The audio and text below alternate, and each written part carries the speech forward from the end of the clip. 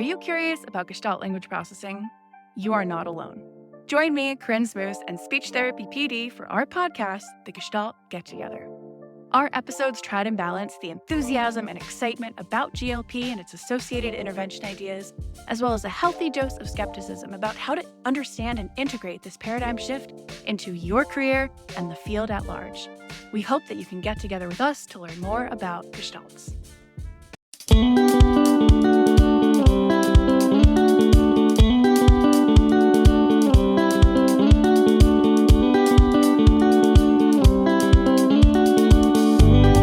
Welcome to SLP Learning Series, a podcast series presented by SpeechTherapyPD.com.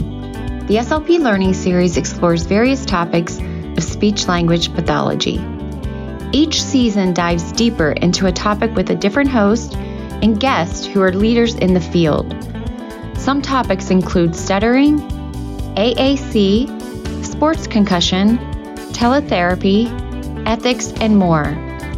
Each episode has an accompanying audio course on SpeechTherapyPD.com and is available for 0.1 ASHA CEUs. Now, come along with us as we look closer into the many topics of speech-language pathology.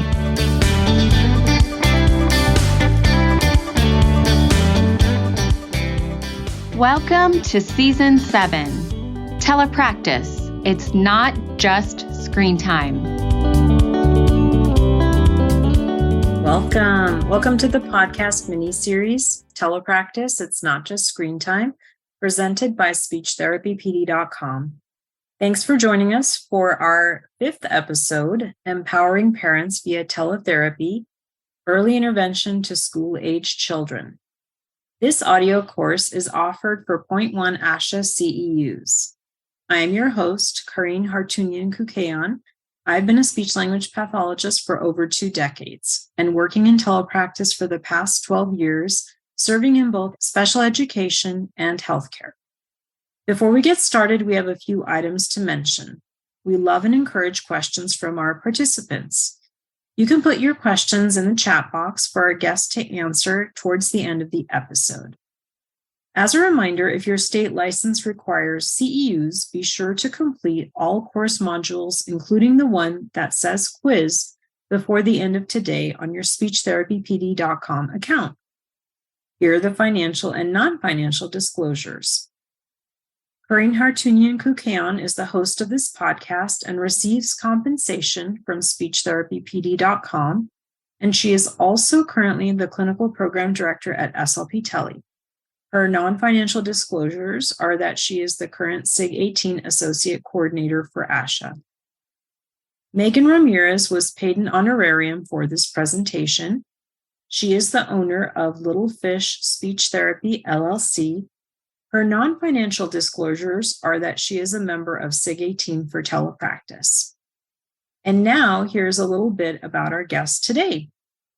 Megan Ramirez is a bilingual speech pathologist who specializes in working with autistic children and the early intervention population via teletherapy. She received her bachelor's degree from the University of Delaware in Spanish Literature and Linguistics in 2011.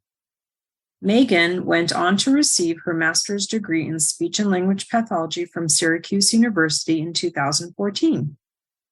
Megan spent the first part of her career working in the outpatient setting at a children's hospital where she treated children with a variety of medical diagnoses. She then transitioned to volunteer as a speech pathologist in the underprivileged communities of Trujillo, Peru, where she worked to treat medically fragile children. While in Peru, Megan also worked to provide education to local therapists.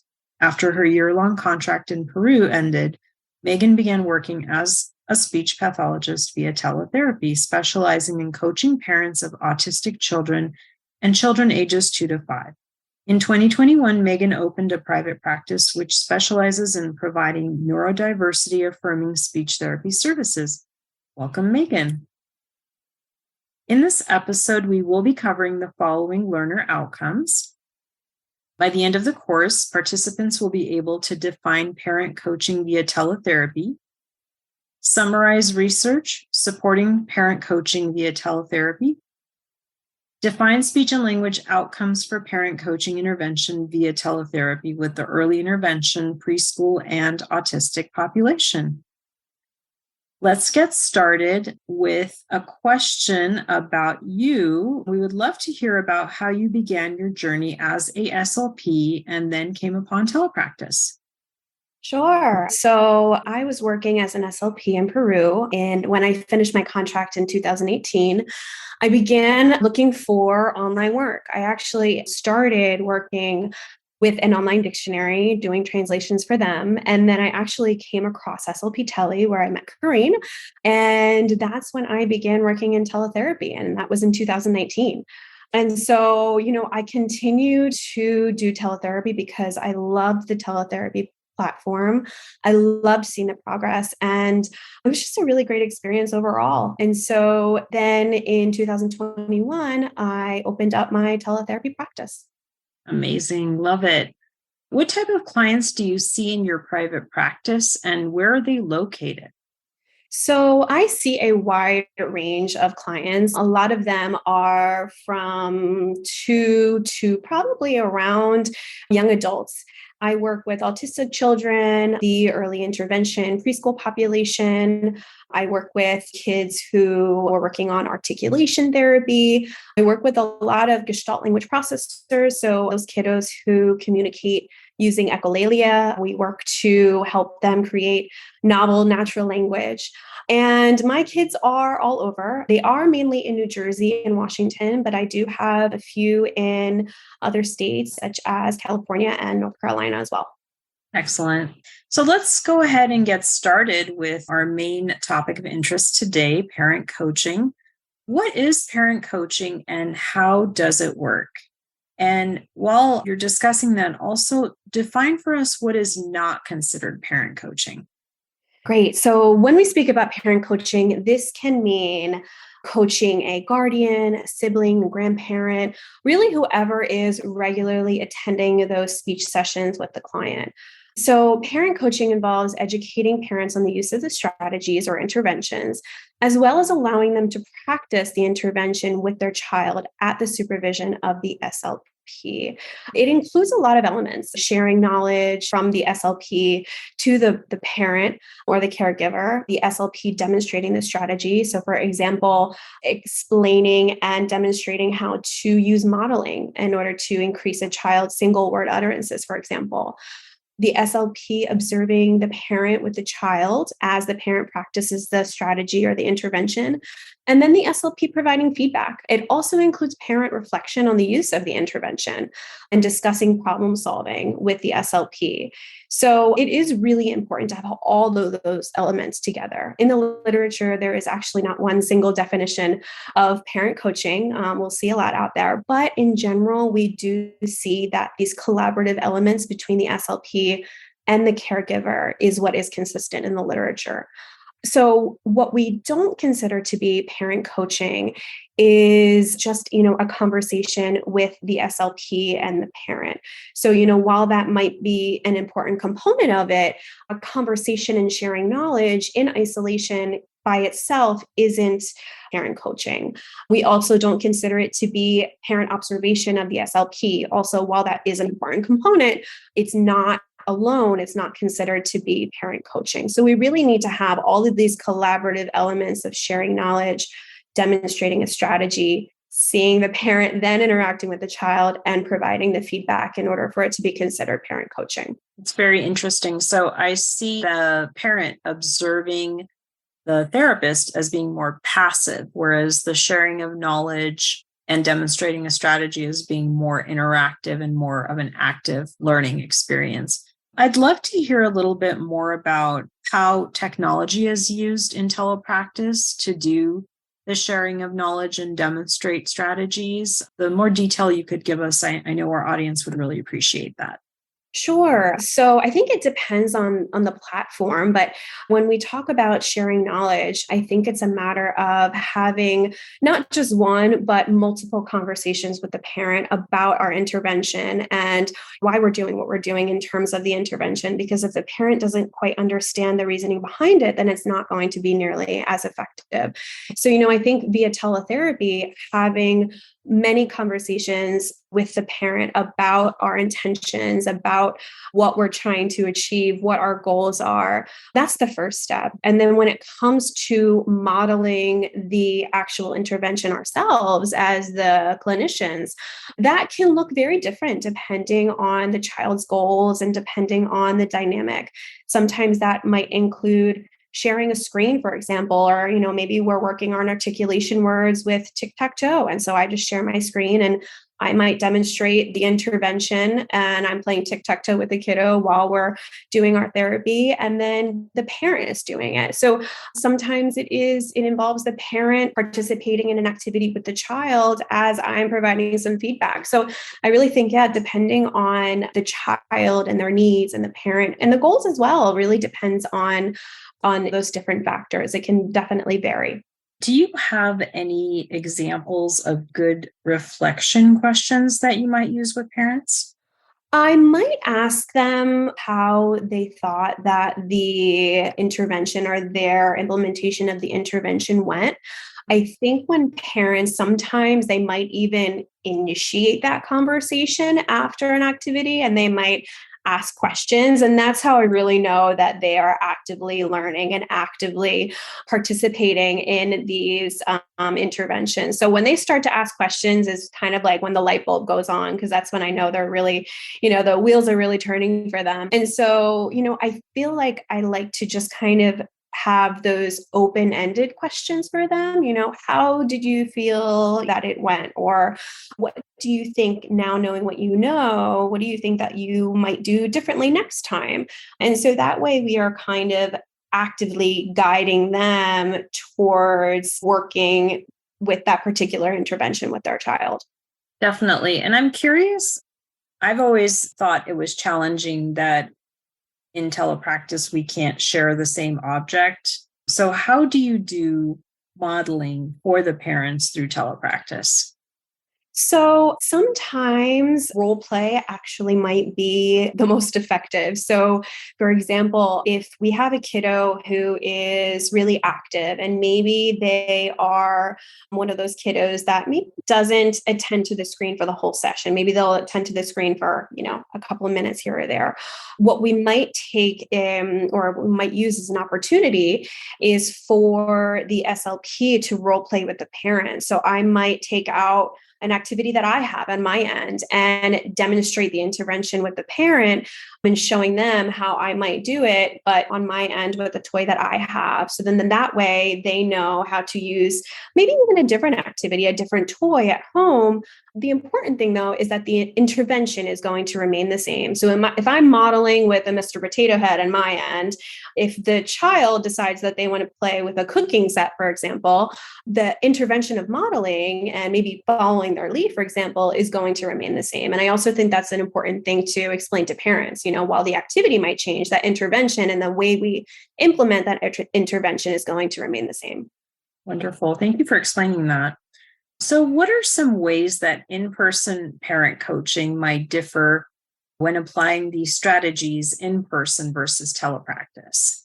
So I think that really depends on the child, the goals, and the activities. So if we have a kiddo who consistently is interacting with the SLPs, so maybe they're a little bit older or they are doing articulation and we are, they are sitting at, their device for the entirety of the speech session. To be honest, there's not a huge difference in parent coaching strategies as compared to in person. So for example, what we talked about before with maybe targeting articulation words. Let's say, maybe I can share a game board up on my screen and I, tell the parent about the intervention that we're going to be participating in. Let's say we're targeting feeler fronting, for example. I explain that to the parent. I explain what type of cueing we might use. Of course, I'm not going to use that language. I'm going to explain, we are going to maybe give him the word or maybe touch our throat right here to kind of show him that he needs to make the sound here. So, I'll explain that to them, and then I will participate in that activity on screen with the kiddo. We'll do the board game as the words are kind of coming up, the board game that we're going to be working on. And then I will invite the parent to do the same. And the parent can actually participate on the screen that I'm sharing. It's even better if they're able to control the mouse, because the two of them can take turns and it can be a little bit more interactive between the two of them. All the while, I am really focusing on the parent and making sure that they are giving the cues that they need in order for the child to be successful. However, if you have a child who is intermittently interacting with the SLP on screen, let's say maybe they will participate with me for 5 minutes and then, maybe they need a break. Maybe they need to get off the screen for a little bit, or maybe they go to another activity because they're really active. So they move from one thing to the next very quickly. In that case, this is where it differs a little bit from in person, because in this case, the parent is going to have to be a little bit more, or maybe even a lot more hands-on. We're on the other side of the screen. So as teletherapists, we don't have the ability to go get the child and go see what they're doing and go, interact with them. We have to have the parent go do that. And so I think in that case, it really involves a collaborative relationship with the parent, maybe even more so than in person, because the parent needs to be very involved. And I think a lot of conversations prior to this happening really need to happen with the parent. So that way they understand, okay, if the kiddo gets up and moves to another activity, that's absolutely fine. We're prepared. We know what we're going to, be having to do. And so this is also a case in which that role playing might be effective. So that way, I can show the parent exactly how they're going to be using this intervention. And that way they feel prepared. So that way, when they get to the Mr. Potato Head on their end or the doll set on their end, whatever it may be, that way they feel that they know what the strategy or the intervention is going to be. And then as I'm observing, I will be providing feedback to the parent. I'm curious, a lot of questions are coming up in my mind, and I believe the audience might have similar questions. When you're working with the parent, where do you have them sit, or where are they ideally in relation to where the child is? Usually I have them sitting right next to the child, ideally. There are some parents who do sometimes maybe like to, be in the background doing something else. I do ask that they, if possible, that they are with the kiddo, especially when we're implementing parent coaching, because it's so important for them to really understand the interventions and how to implement them. Because, washing dishes in the background, they might be able to hear us, but they're really not going to be able to see and visualize what we're doing. So yeah, I usually have them sitting right next to them during our sessions. Have you ever had success with the parent maybe logging on through a different device? I'm curious. That's a great question. I've had that maybe a year or two ago with a parent who was not physically with the kiddo. And so I had one parent with the kiddo and then another parent who was somewhere else, and they logged on. And so that was actually very successful because the parents were so involved and they really just took the implementation of or the strategies and they kind of just ran with them. But yeah, it's an interesting thing to think about as well. The parent also being another participant in the session as well. Yeah, I mean, that definitely opens up so many options. If a parent's working or for whatever reason they can't be physically in the same room as the child. And what do you think made it so successful in this scenario that you were describing? I think in this particular scenario, the parent who had actually signed in from a different location was previously in other sessions, but physically there as well. That's not to say that maybe if they signed in consistently, they might not be able to participate as well. But I think that because the mom had such a great understanding of the strategies and how to implement them, she was really able to participate nicely with the kiddo from a distance, which was really great to see as well. And I imagine that they probably worked on activities that required more screen sharing rather than using of real objects, probably, correct? Right, right. And the thing with this kiddo too is he was one of the kiddos that was very active and liked to move from one activity to the next. So it was really the two parents the one who was physically there and then the parent who signed in that were kind of collaborating with, okay, let's get out this toy, or maybe let's get out this toy. And then Very me kind of coaching in the background, and you kind of maybe throwing out some ideas for them. Love it. Love it. I was also curious if you use any kind of behavior strategies or devices like timers when it comes to the kiddos that might not be able to sustain attention for very long. Yeah, so for some kiddos who have difficulty sustaining attention, I really try to gear the activities towards their interests and what are the things that motivate them the most, whether that be on screen or off screen. I even have some kiddos who, sometimes they might be playing with a train, but they're still looking at me and they're physically playing with the train, but we are still interacting. I think that has been very effective in just following their lead and in doing the things that they're interested in. And I also do occasionally share some timers as well. That has been very helpful, especially when breaks are needed, because sometimes kiddos, maybe they're just not in a space that day where they're able to be on the screen for the full time during the session. And so they might need a break, and that's okay. I sometimes need a break when I've been on the screen for a really long time too. So sharing a timer and having it be like a very large timer, so that way they see, has been super, super helpful. That's great. And I am also curious, when we say break, how do you give them a break, or like what kind of activities do you do during the break to really make it effective? So usually what we'll do is we will tell the kiddos, hey, we are going to do a certain amount of time of doing an activity. And then I might give them like a 1 or 2 minute break. Sometimes for them, it's a bathroom break. Sometimes it's a break to play with their toys. And during that time, I usually don't go out of my way to necessarily interact at that time with them, because that is their time to just have as a break. But I do take advantage of that time to talk to the parent, because, I'm sure a lot of those therapists out there probably also have the experience where, there's so much that we need to talk to the parent about. And sometimes we get to the end of the session and we're like, we have like 1 minute left, So using that break time to have those collaborative moments with the parents is really helpful. Definitely every moment is golden, that's for sure. And let's talk a little bit more along those lines. What considerations should we take into account for parent coaching via teletherapy? Oh, there's so many things to think about. So I think the first thing is that it's important to not assume that parents want to participate in teletherapy. I mean, of course, it's ideal that they do. But having a discussion with them, or even maybe multiple discussions with the parent or guardian about what parent coaching is, how it works, why we do it, and what to expect. Managing expectations is really important, managing our expectations and their expectations as well. I think that, gauging their motivation, how motivated are they to participate in the child's therapy and carry it over into the home environment. Usually I find that in the first or the second conversation with the parent, I'll get a good sense of what their motivation is for parent coaching.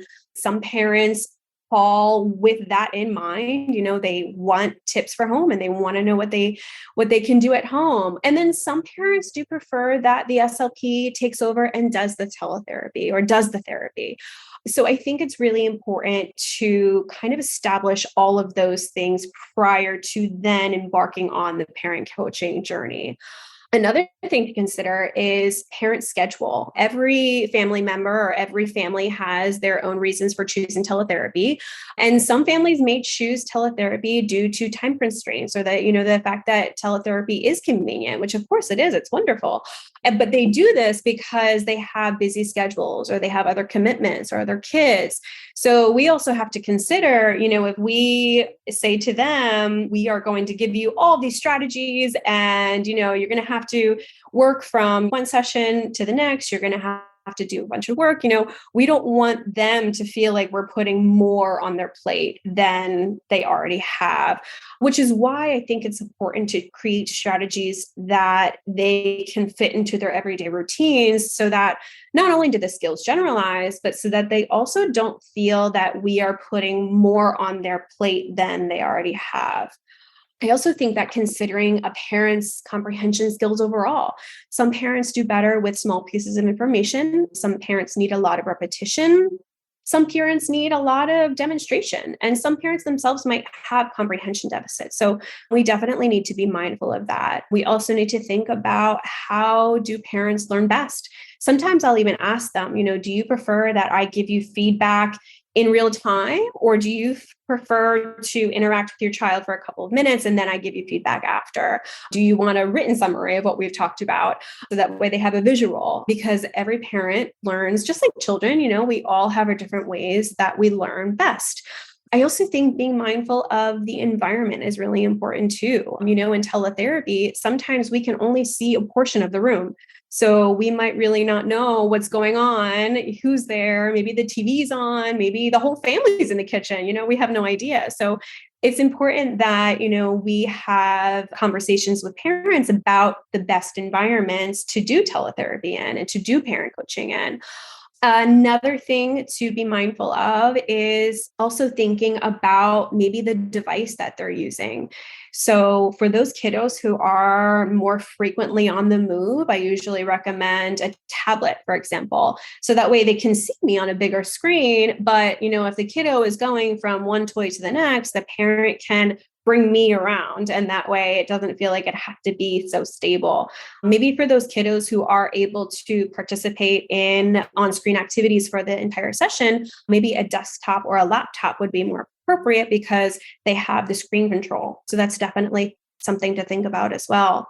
I think another important thing to consider is that as clinicians, we need to be confident in our own skills before we teach parents about how to use these interventions with their children, especially with teletherapy. Because, in teletherapy, like we said before, sometimes the parents do have to be more hands-on. So we have to make sure that we're confident in what we're telling the parents to do. And lastly, I think being mindful of the way that we present feedback to the parents. We want our feedback to be constructive, but we also want to be mindful of the parent because we don't want it to come off as though there's any judgment. We want to give positive feedback as well as recommendations for next time.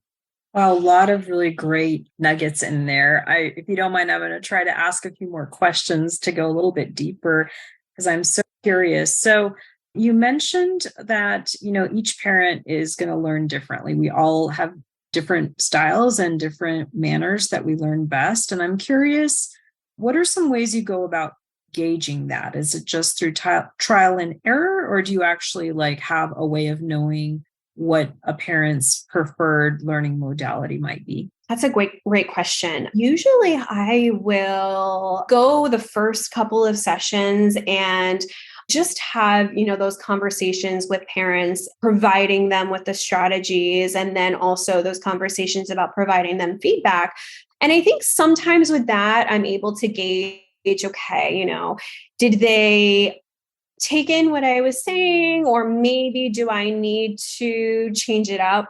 But I also think that even just asking them, how do you learn? What is the best way? What do you feel you need from this? How do you think that you are going to learn this strategy best? Is it going to be by me consistently modeling it for you? Do you need to watch me over 2 or 3 sessions before you start to implement these strategies? Or maybe do you feel that you just need to watch me for 10 minutes? So I think really just having those open conversations with those open-ended questions are really helpful for parents. Excellent. And then you talked about managing expectations. I think it's ideal if a parent knows what they want and comes to you with that, right? Like they want parent coaching. And so you know exactly what to do. What happens if, in your opinion, parent coaching might be a good option, but the parent is not on board or they're not really willing to participate in that? That's a tough one. It's really tough because like you said, ideally, the parent is going to want to participate in those interventions because that's where we see a ton of progress from session to session. But I think that there may be a variety of reasons, maybe the parent is already overwhelmed. Maybe they feel like they might not be, the best in-home therapist for their kiddo. Maybe they feel like their kiddo isn't going to pay attention to them. And so I think that really goes along with empowering the parent, but not necessarily forcing them into something that they don't want to do. It's important that we are very mindful of their wishes.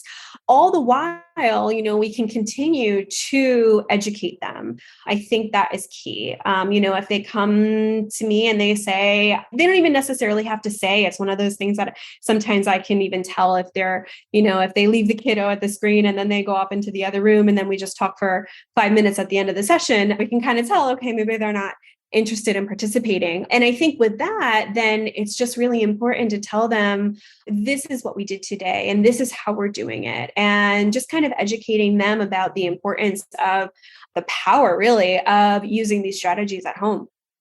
I love it. Thank you so much. And I'm curious also about environment. You mentioned certain environments might be more conducive to parent coaching. Any comments or certain scenarios you might want to share of positive outcomes in an unexpected environment or an environment that we should avoid doing parent coaching in? Great question. So I feel like one of the environments that is really conducive is always in the kiddo's home, usually in a room that is quiet if possible. I don't love sessions in the car. I think that sometimes I actually don't think that can be conducive at all to the parent coaching aspect.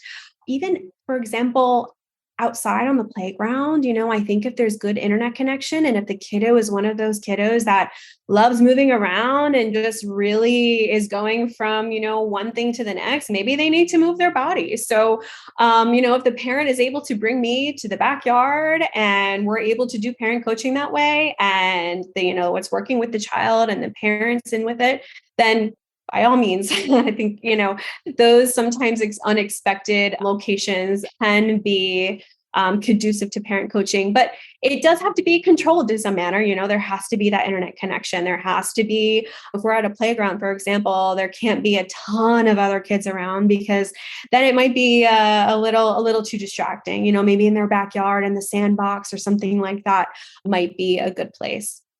Wonderful. Thank you so much. All right. So let's see. We've covered quite a lot here. So what programs are available for parent coaching? So there are quite a few, but there are a couple I think worth mentioning. Canon is actually a program that is in person and telehealth as well. And they work with late talkers and autistic children. They work to train parents and provide feedback to parents to help them change their own communication skills with their children in order to help their children then change or improve their speech and language skills. So this involves that collaborative relationship as well that we were talking about. It involves setting goals with the SLP and the parents. There are group parent meetings where they're provided with information. They view videos, they have discussions, they problem solve, they reflect, and they role play. And there actually now is a certification specifically for SLPs who want to do this type of intervention via telehealth. And so if that's something that anybody out there is interested in, I would definitely recommend referring to the website to find out more information about the programs and more information about the research behind it as well. Another program or intervention is called DIR Floor Time. This is a developmental approach that looks at the whole child. So it works to promote development through meaningful reciprocal interactions with caregivers. And this is all done through activities that the child is interested in. So there are actually 2 telehealth parent coaching programs. One is for parents with children with neurodevelopmental differences from birth to 21. And then they also have another program for older adults with neurodegenerative diseases. And then also, in addition to that, in their training program for professionals, they have one course that is specifically related to parent coaching. And this can be done in person or via teletherapy as well. And so again, if this is something that anybody out there is interested in, I definitely recommend referring to the website for the research and for more information about the programs. So would love to hear if you've used the Hannon approach in a particular case and what the outcome was, or if there were any specific challenges that you worked through. And then we'll ask the same question for the DIR floor time. Sure. So I'm actually not certified with Hannon, and I haven't, full disclosure, I haven't taken the course, but it is an intervention that I did learn about in grad school. And so it is one of those interventions that I frequently use with the early intervention and preschool population.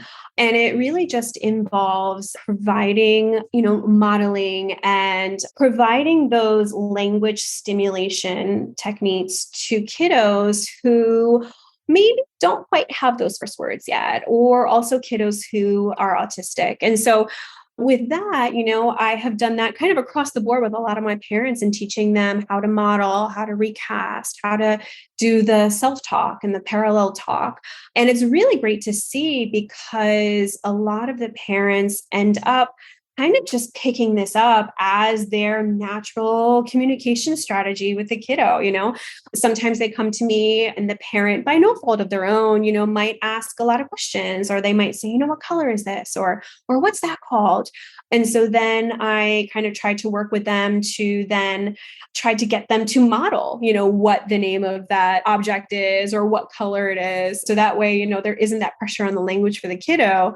And when we do that, the parent then kind of naturally changes their communication, which helps the child improve, which is pretty amazing. In terms of DIR floor time, it has definitely helped me work to follow the child's lead and their interest and develop those meaningful interactions with the child. So, while I'm learning it right now, I've also, helped parents as well. And, when we talk about meaningful reciprocal interactions, we can be talking about eye contact or facial expressions or gestures. It doesn't have to be any type of verbal language, because these meaningful interactions that are these back and forth interactions with parents, this is the building blocks for language. These are these pre-linguistic skills that we need before language comes in. So I really do love working with parents to talk to them about working on those pre-linguistic skills before we even get the language in, and kind of seeing them work towards those interactions with the children just by following the child's lead and going with what they're interested in, and entering, into play with a child without having any agenda or without having any plan as far as what we're going to do, and kind of just going with it has been really great to see parents kind of change in that way to then allow their children to initiate and communicate with them. Excellent. And I'd love to hear an example of how DIR floor time might work for the older group that you mentioned, for older adults. Any examples of that by chance? So I have a client who is about 20 and he is diagnosed with autism. And so he is, during our teletherapy sessions, I'm able to ask him questions and he may respond, but there definitely is sometimes, he might not ask me a question or he might not initiate. And so what we've been doing has been, I have a dog, and recently I was fostering a dog. And so I would actually bring him over to the dogs and mom would be present and, she'd be sitting next to him and we would kind of just talk about the dogs. And because he loved the dogs so much, he would, oh, how cute, and we would kind of just go along with it. And I think by kind of us holding back and letting him tell us what he was interested in and really seeing the smile on his face, really just cued us into, okay, this is where it's at, this is where we're going to get our communication in. And so, himself and his mom and myself, we we had a little conversation with the three of us, whereas previously, we might play checkers, for example, and there wasn't a ton of affect there. It wasn't a back and forth reciprocal conversation. It was more me asking questions or me, giving him flashcards or something like that. So it has been super effective with the older population as well. Very interesting. And I didn't know that there was this other program for the older adults. So that is fascinating. All right. So let's talk about the research behind parent coaching. What's the evidence that's out there? So in general, I laugh because more evidence is needed, but we are seeing in the literature that some of the most effective treatment involves parent coaching via teletherapy. So one example is a program called Impact. This is improving parents as communication teachers et al. And this worked with parents of autistic children ages birth to 7. And the parents received coaching sessions either in person or via teletherapy. And they were coached to use modeling and expand on their children's language. They were also coached in how to interactively play with their children. And then lastly, they were coached for how to scaffold according to their child's expressive language. So, for example, meeting the child at the cueing level that they needed, whether that be modeling or giving them a visual cue or a verbal cue, kind of just depending on where they are. Or maybe even, if they are at the 2-word level, speaking at the 3-word level, depending on what their needs are. And so with this study, parents actually improved interactions with their children, and their children's MLU increased, as did their lexical diversity, indicating that parent coaching via teletherapy can be just as effective as in-person parent coaching. Love it. Love it. How about evidence that's specific to supporting parent coaching strategies among early intervention population? Anything there? Yes. So from what I've seen, actually, I feel like the most of the evidence is geared towards early intervention in preschool language. So one example is parent implemented communication strategies, which is a program. And the research looked at this online-based intervention, which targeted expressive language in the early intervention population. And it worked with parents as they were reading a book with their children. So the parents first participated in coaching sessions via Zoom, and then they received feedback when working with their children using the intervention, very similar to what we were talking about with what parent coaching is. And the results indicated that when parents were taught to pause more during interactions, children are more likely to initiate. Children are also noted to increase single word utterances as well as their use of phrases. In addition, enhanced milieu teaching has also been researched. So by Quinn et al., and this is a hybrid in-person and teletherapy program to coach parents. And in this particular study, they researched modeling, incidental teaching, and time delay using a teach, model, coach, review, which is what they called it. Very similar to what we were talking about before, where we share knowledge with the parent, we model it for them, we then coach them and provide them feedback. And then after that, we have a conversation with the parent to talk about how it all went.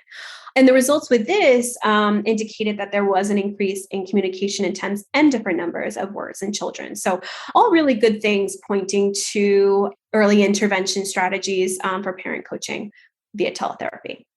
Amazing what can happen if a parent just pauses and waits a little bit. I love it. I know, I love it. All right. So, and then let's talk a little bit about older children, school-age children. Is there any evidence to support parent coaching for that population? Yes. So as I said, a lot of it is geared towards the early intervention and preschool population, but some of the evidence is also available for, or is there for the school age population. And this is specifically with respect to language. So one example of this is Nelson et al., which examined the efficacy of parent coaching via teletherapy that targeted inferential language. So this is more literacy based. This is, talking about the ability to understand what is not explicitly stated while reading a narrative. And they worked with parents of children or boys with Fragile X syndrome between the ages of 10 and 17. And this is all through teletherapy. And this study was actually one that was a follow-up of a previous study by the same authors, in which they studied the language expansion in the context of shared storytelling. And that proved to be effective. So in the current study, this revealed that parent coaching via teletherapy, or by doing this, their children improved in their use of inferential language. So it seems to be more language and literacy based for the older kids. Could you give us an example of how they might use language expansion in shared storytelling? I'm pretty sure I understand what you mean, but I just wanted to make sure everyone listening understood that as well. Sure. So, for example, if we are talking about, maybe a narrative that we read with a book, or maybe even an event that happened, we're talking about the back and forth reciprocal communication with the parents, while the child is able to use phrases or sentences, whatever level that might be at. And maybe what the parent might do is expand on what they've said. So it's kind of similar to what we do with the younger population. If a child says maybe, or if the school age child says maybe a phrase, maybe the parent can kind of recast by maybe rephrasing or saying what they've said and reinforcing that, but maybe adding a little bit more information, or adding some syntactical or semantic information to help them expand on their language. Thank you. That was very helpful. I appreciate that. All right. Now, based on research, what would you say are the most effective strategies used for parent coaching? So I think for early intervention and the preschool population, definitely modeling incidental teaching, which is where we work to target a specific word or skill as it organically presents itself in an activity. And this actually lends itself really well to parent coaching, because this is great for parents. If they are giving their child a snack, or maybe they are their child is taking a bath, they can use incidental teaching, or use these strategies in incidental teaching as they kind of naturally come up. They can use time delay. So for example, maybe a child comes to me with a ball or a toy or something like that. Maybe I wait to see what they do, or maybe I wait to see what they say, and then I go in. So by giving that, just like you said, by giving that time, it really allows them to then initiate. And then we've also, which is also interesting, is that we've seen, by reducing the communicative pressure, that definitely improves language growth in our little kiddos. So by not asking so many questions, by not asking the questions that we already know the answer to, I think that asking questions is there's definitely a time and place for it. And sometimes it is necessary, and sometimes we're teaching that.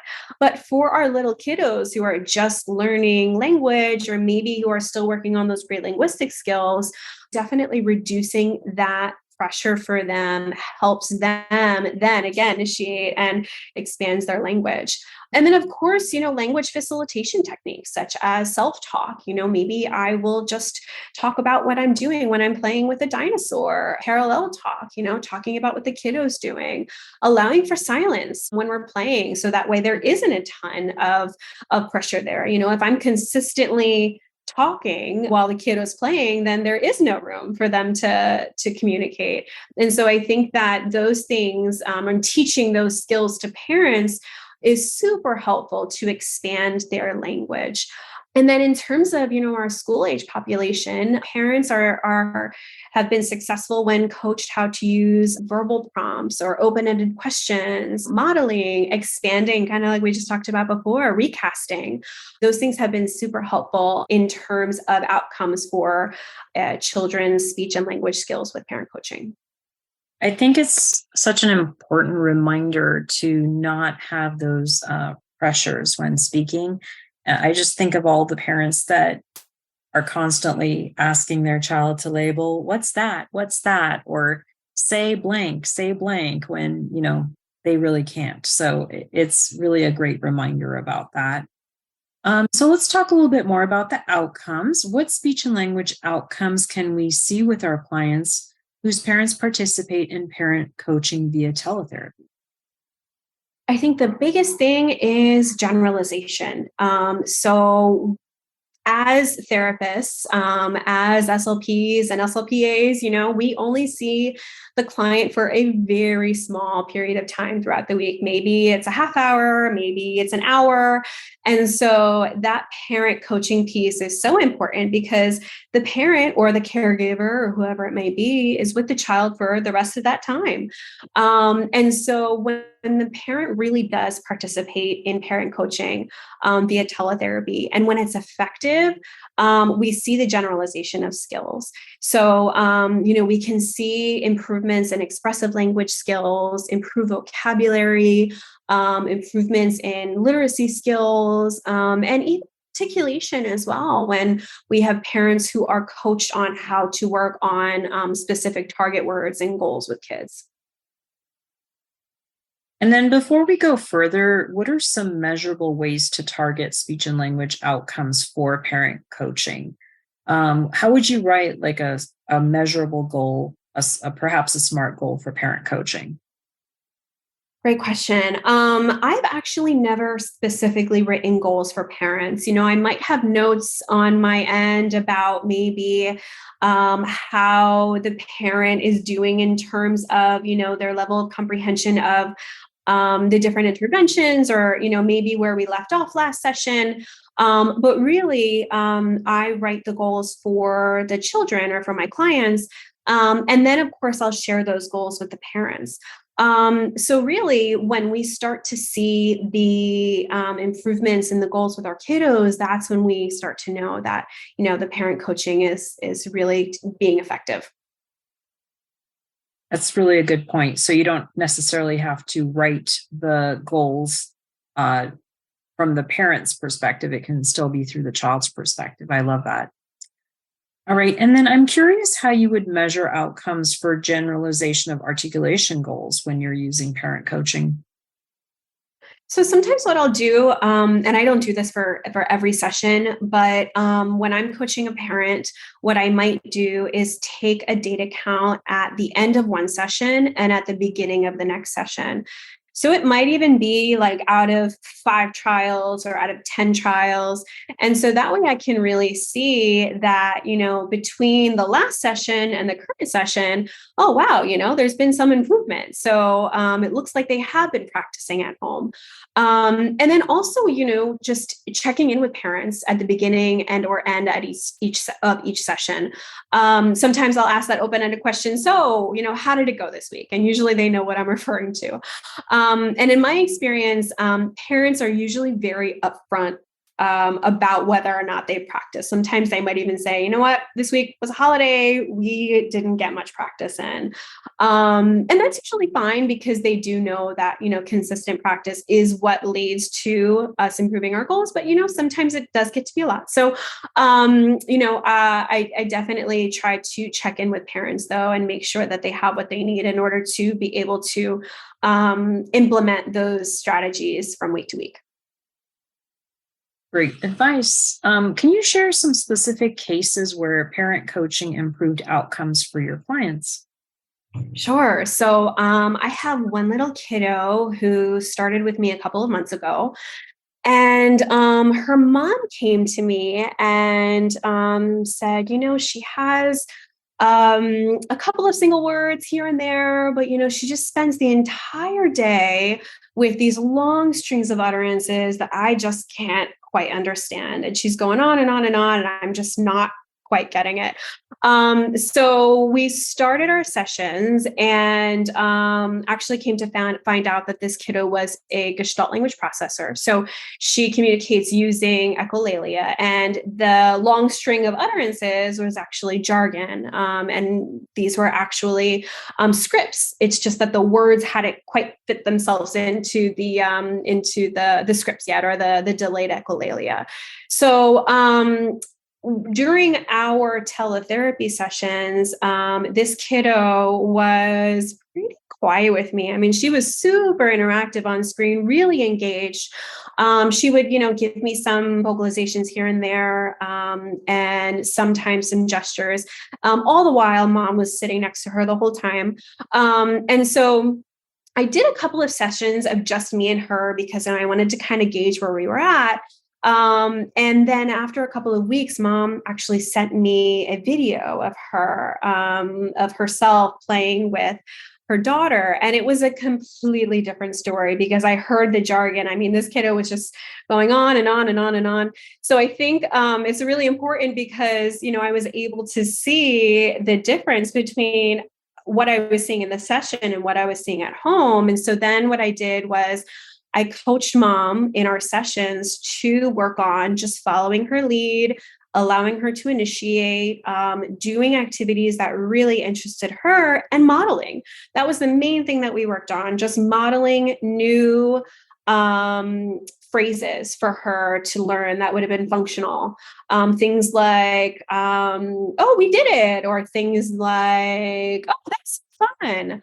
And so after a couple of weeks, mom really just kind of picked up all of these strategies and just flew at them, which was really cool to see. And after a couple of weeks, mom comes to me and she says, it's really amazing. All of her jargon is now, I'm hearing the words because she is feeling more confident and coming up to me and telling me what she wants to tell me because I'm understanding her better.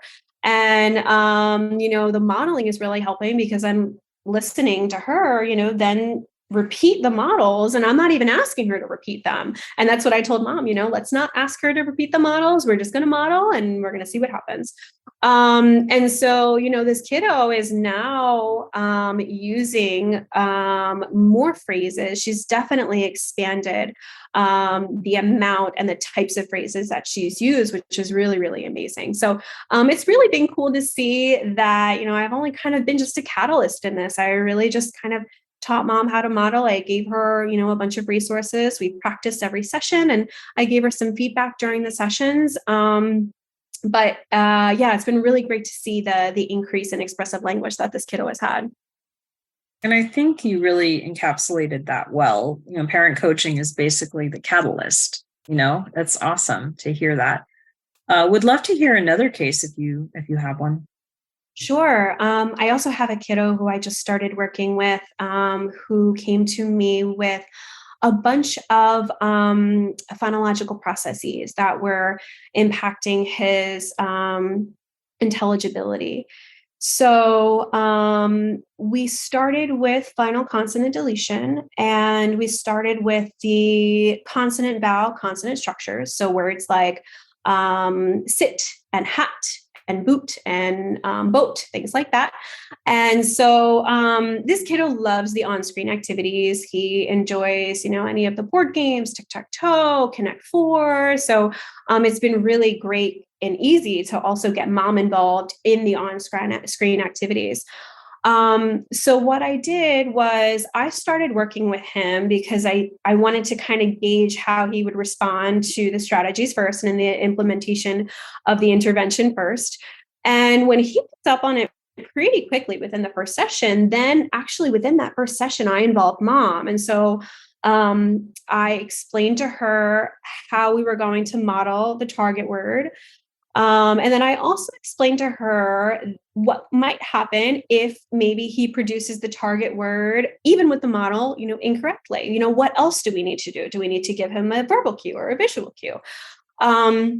And so I then kind of handed it off to mom, and I let her participate in the activity with him with the target words. And I just love working with the parents who, are just so involved and they're just right there and in it with the kiddo because she picked it up so quickly. And to be honest, I didn't have to do a ton. I kind of just had to say, okay, let's give him a model maybe before he says the word, or, oh, we forgot that one, or, oh, let's make sure we get that sound in there. And so from the first session to the second session, the kiddo came back with all of those target words, completely independently. We went from using modeling and visual and verbal cues to then in the second session, those target words being completely independent. And then we moved on to other targets. And now that mom is kind of independent herself in cueing him and in reinforcing his targets that he does well with. It's really just a matter of our sessions now, just being, me having some time with him to participate in the intervention. And then I hand it off to mom, and then I kind of give any feedback that's needed. So in the same way, I'm kind of just the catalyst, and it's kind of cool to, I don't want to say be hands off, because, I'm still there and I'm still giving that support, but it's really great to be able to empower the parents so that way they know what they need to do when I'm not there. Absolutely. I just wanted to remind the audience, if there's any questions that you would like asked to Megan at this time, it's a good time to put your questions into the chat. And while people are maybe gathering their thoughts, if you wouldn't mind kind of summarizing everything that we've been talking about for the past hour. Of course. So I think that the common denominator that we're seeing in all of the research is that parent coaching via teletherapy is effective. There are definitely a lot of things that we need to consider.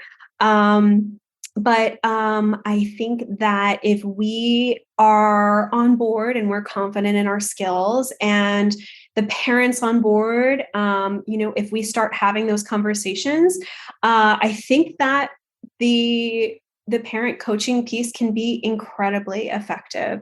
And, parent coaching doesn't have to happen right from the first session. Sometimes we need to go quite a few sessions before we add it. And it's not something that we need to jump right into. But, in seeing the outcome that it's had in the research, and even personally with my kiddos, there are a ton of wonderful outcomes, such as, increased vocabulary, MLU, enhanced literacy skills, expanded language, improvements for articulation. So, I'm a big fan of parent coaching via teletherapy. And what kind of advice do you have for SLPs or SLPAs who are just beginning to use this model? I definitely think that, just kind of taking it slow. Like I said, it's not something that you necessarily need to jump into. But even kind of just having those conversations with parents about what maybe to expect, and letting the parents know, this might be something new for me. So we're going to try it out together, and we're going to go through it together and figure out how it works. And sometimes parent coaching is just trial and error. It's just seeing, what works for the family dynamic, seeing what works for the client. And so I think that just taking it piece by piece and not really rushing into it might be helpful. Well, thank you so much. All right. Thank you, Megan. We truly appreciate your research, education, and expertise you provided about empowering parents via teletherapy, early intervention to school-age children. As a reminder, if your state license requires CEUs, be sure to complete all course modules, including the one that says quiz, before the end of today on your speechtherapypd.com account. And please be sure to join us for our next episode in the series, episode 6, treating medical cases through telepractice. Have a great evening.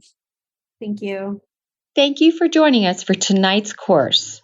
To complete the course, you must log into your account and complete the quiz and the survey. If you have indicated that you're a part of the ASHA registry and entered both your ASHA number and a complete mailing address in your account profile prior to the course completion, we will submit earned CEUs to ASHA. Please allow 1 to 2 months from the completion date for your CEUs to be reflected on your ASHA transcript. Please note that if this information is missing, we cannot submit to ASHA on your behalf. Thanks again for joining us. We hope to see you next time.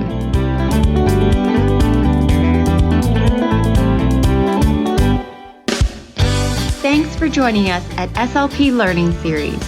Remember to go to speechtherapypd.com to learn more about earning ASHA CEUs. We appreciate your positive reviews and support and would love for you to write a quick review and subscribe.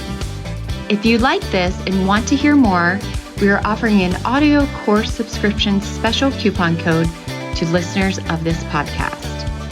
Type the word SLP Learn for $20 off. With hundreds of audio courses on demand and new courses released weekly, it's only $59 per year with the code. Visit speechtherapypd.com and start earning ASHA CEUs today.